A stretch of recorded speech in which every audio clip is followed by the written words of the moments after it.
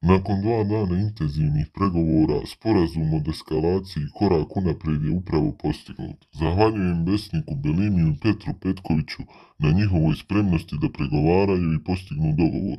Za dobrobit građana, rekao je Lajčak. Potvrdila se tako i najava kosovskog pregovarača koji je sinoć izjavio da su pred sklapanjem dogovora kojim bi se trebala barem privremeno riješiti napetost u pograničnom dijelu između Kosova i Srbije.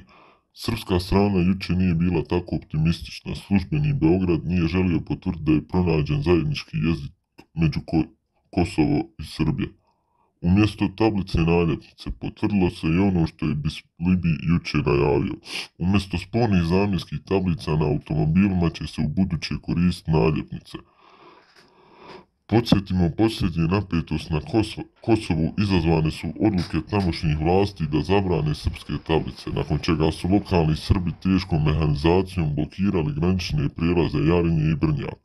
Kosovske snage su potom u pogranično područje poslale svoje specijalne jedinice, dok je vojska Srbije odgovorila angažiranjem zrakoplova, helikoptera i oklopna vozila koja su bili aktivni u zoni konflikta.